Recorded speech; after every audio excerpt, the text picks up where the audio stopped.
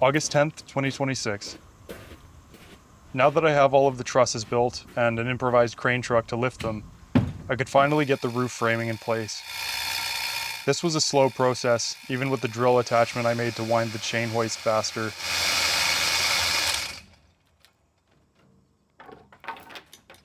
First, I had to move the truck forwards so that I had the hoist in approximately the right position.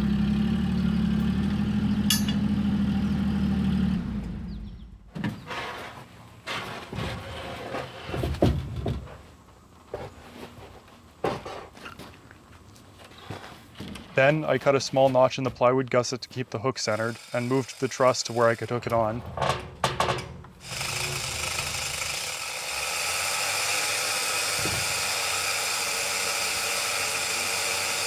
Then I slowly raised it with the chain hoist, stopping a few times along the way to keep it from getting snagged on the other framing.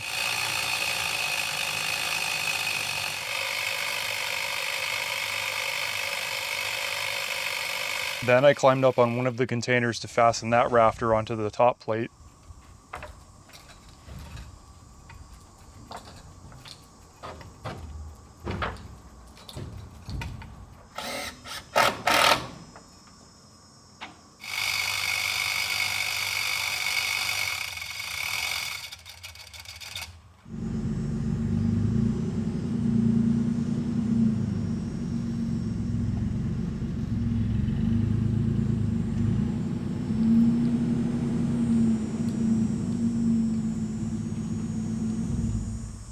And then climbed down and up onto the other container to repeat the process, making adjustments to the height and location of the hook if necessary until it was fastened and temporarily braced on both sides.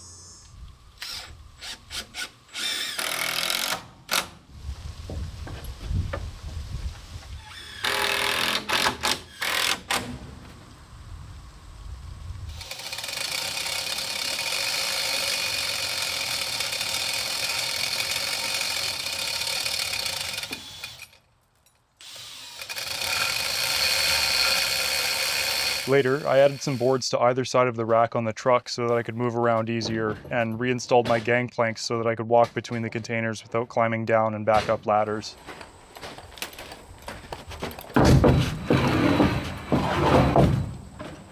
Then, I just kept repeating the process.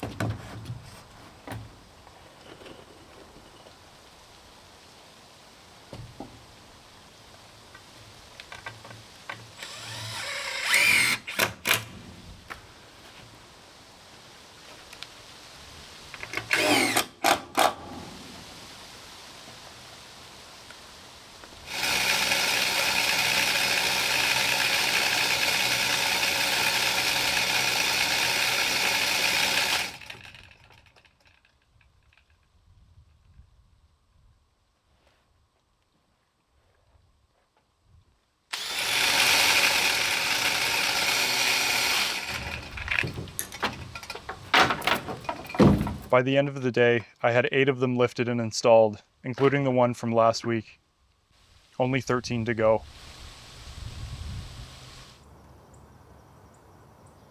August 11th. Back to the lifting.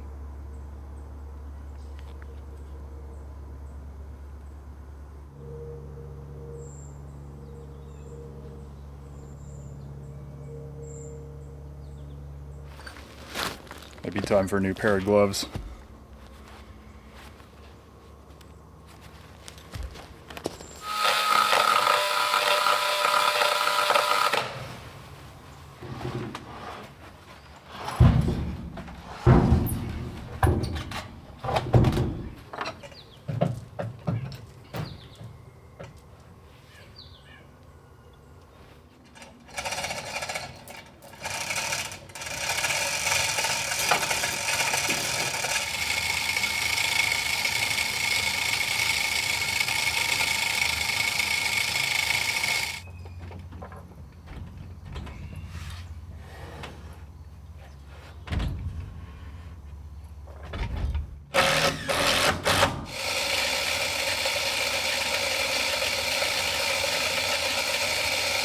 Unfortunately, I found out the hard way that the 10th pair of rafters were too tight at the bird's mouths, where they sit on the top plates. So I had to lower the truss all the way back down again and make some adjustments.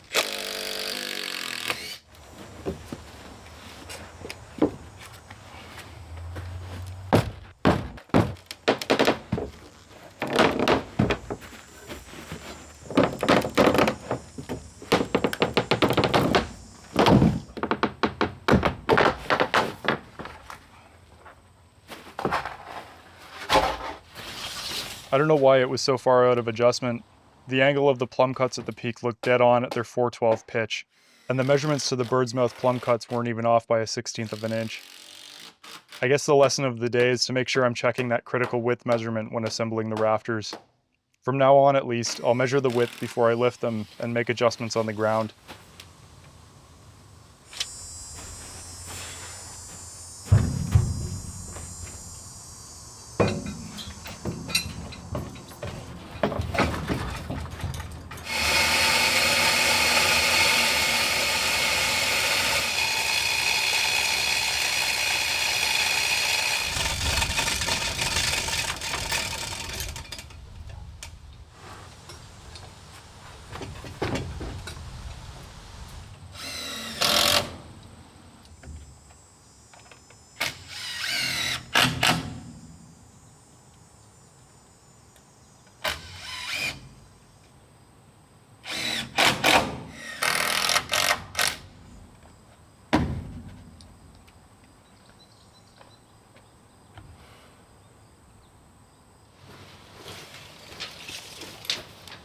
Over the course of the day, I had to adjust 2 more, so progress wasn't as fast.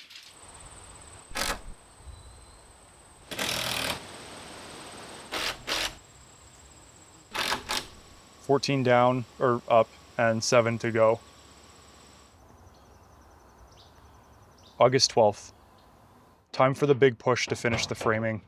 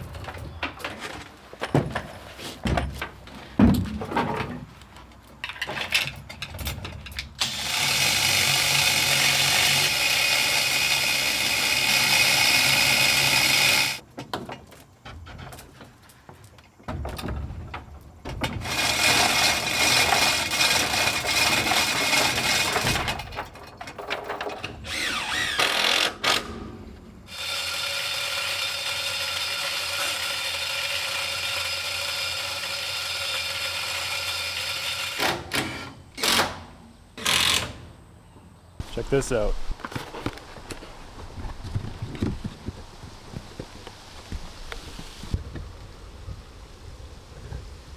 Kind of hard to see, but there's a partial solar eclipse right now.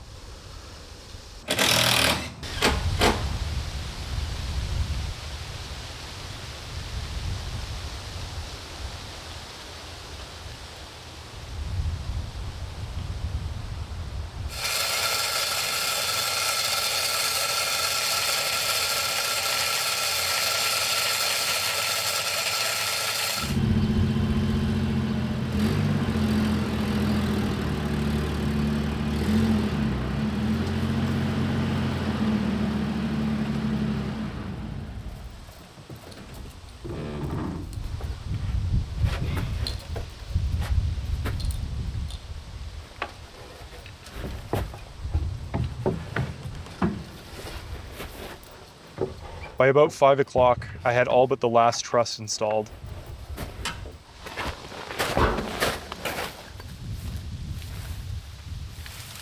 Before I lifted the final one into place, I nailed on a small bough from a white pine tree I had thinned the lower branches from. It's an ancient tradition called topping out. I'm not really sure where it originated from or how long builders have been doing it, but I think it's at least in part to give thanks to the trees and the timbers. I've also read that it brings good luck to the building. Either way, it's a tradition I've happily adopted, even if it's not a timber frame that I'm building.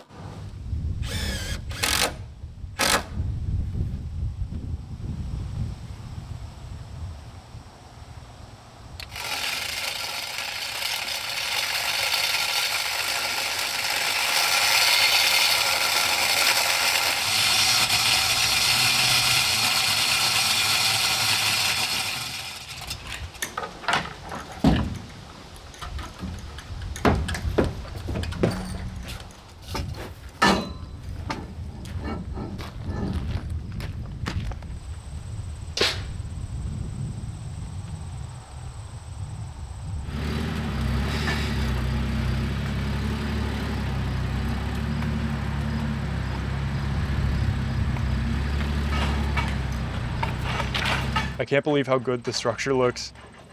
It's also way more massive than I imagined it would be, but it's designed around the dimensions of the boat and the 2 shipping containers, so it makes sense.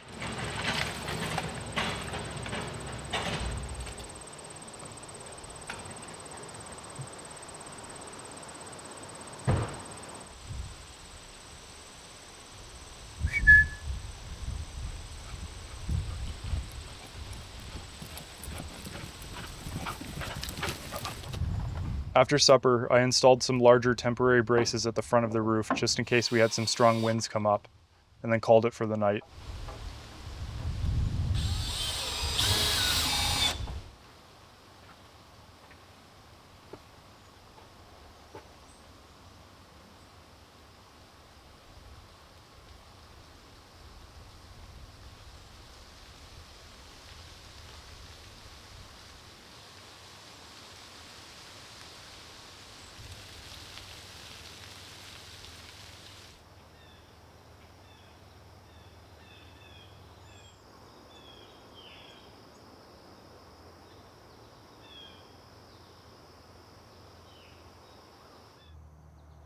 August 13th.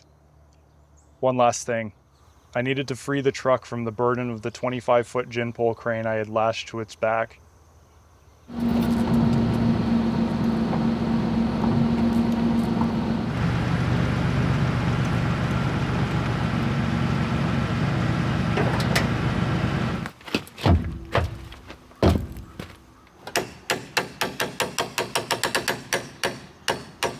Being very cautious not to drop the pole on the truck or my new roof, I slowly disassembled it piece by piece until it was being held up by the roof framing.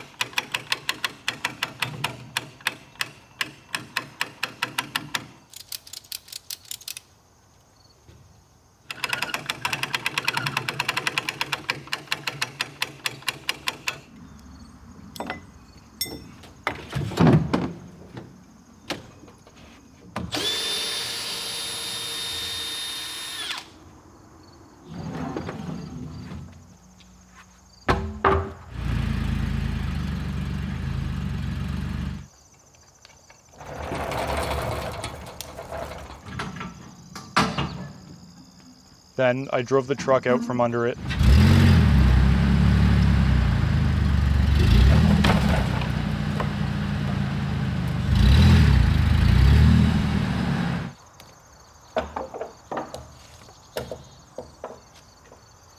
Removed the lashings and dropped it.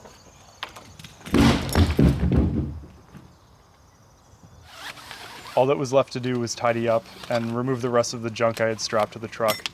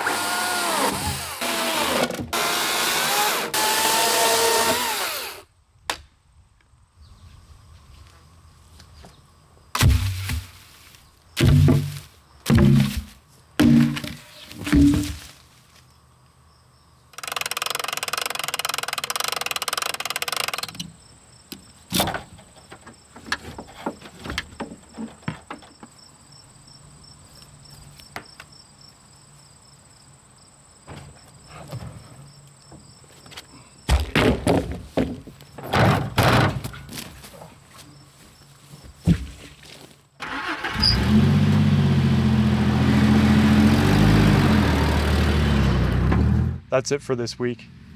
Next, I'll try to put all of the finishing touches on the framing: hurricane ties, permanent bracing, blocking, and strapping.